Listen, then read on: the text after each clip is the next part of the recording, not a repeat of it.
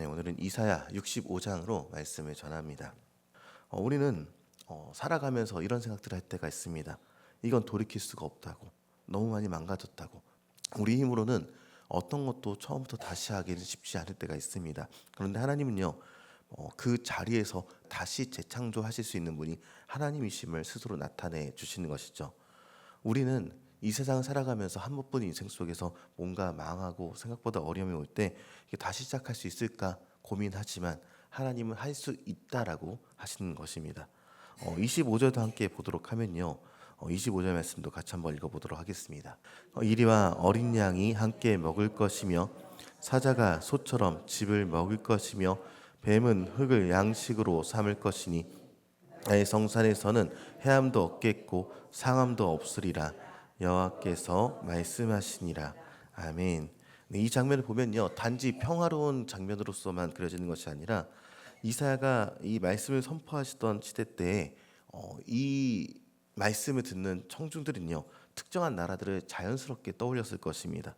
성경에서 사자와 이리는요, 강대한 제국을 상징하는 언어로서 자주 등장해 왔던 것이죠. 에스겔 22장을 보면요, 이스라엘을 삼키는 지도자들은 이제 먹이를 찾는 이리에 비유하게 됩니다. 나훔서를 보면요, 아수르의 그 수도 니느웨를 사자굴에 비유하는 장면이 있습니다.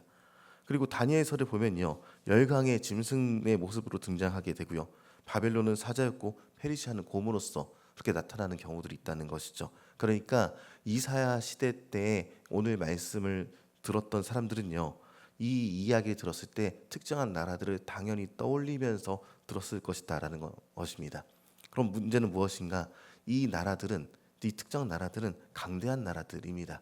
내 힘으로 어찌할 수 없고 언제 내가 쓰러져 가고 언제 빼앗길지 모르는 그런 나라들에 대한 이야기입니다. 그러니까 세상의 법칙은요, 이리가 어린 양을 잡아먹는 게 당연합니다. 사자가 약한 짐승을 먹이로 삼는 것이 당연한 세계의 질서인 것입니다. 이스라엘은요, 그 구조 속에서 늘 약자였습니다. 어린 양이었고요, 늘 약한 자로서 잡아먹히는 그런 연약한 모습이었습니다. 그런데 하나님께서 하시는 말씀이 무엇인가 하면 이리와 어린 양이 함께 먹는다는 것이죠. 사자가 짚을 먹는다. 강한 것이 약한 것을 먹고 사는 그 질서 자체가 무너질 것이다.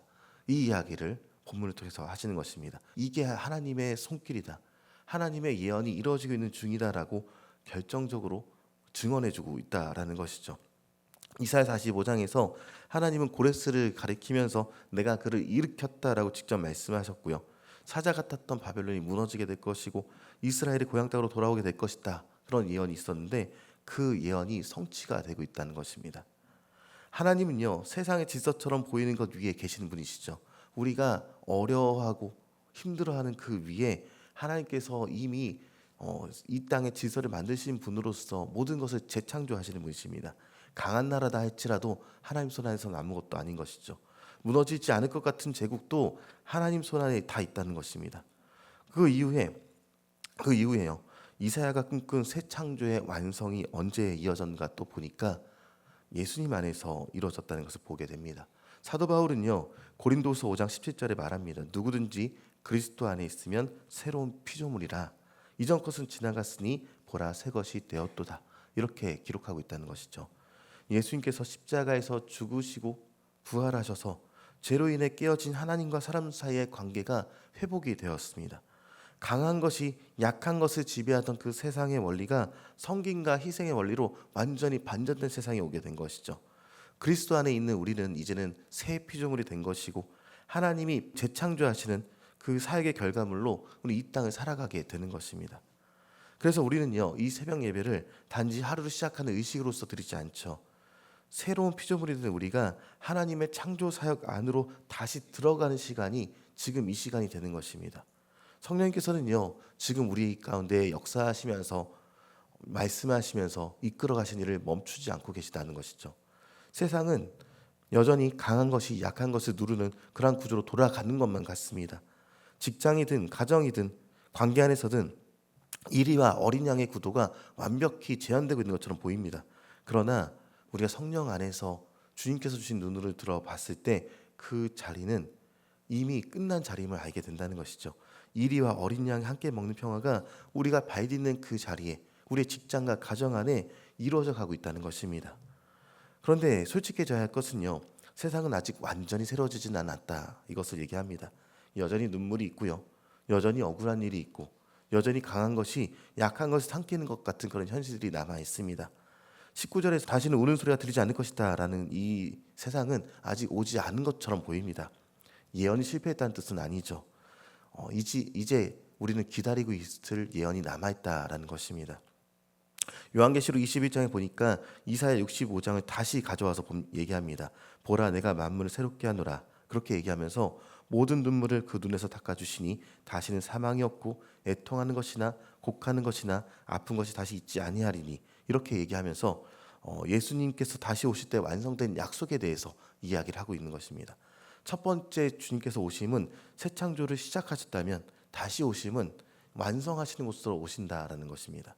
그리고 우리는 그 사이에 살아가면서 주님께서 우리에게 명령하신 것들을 평안함으로 이뤄내고 있다는 것이죠.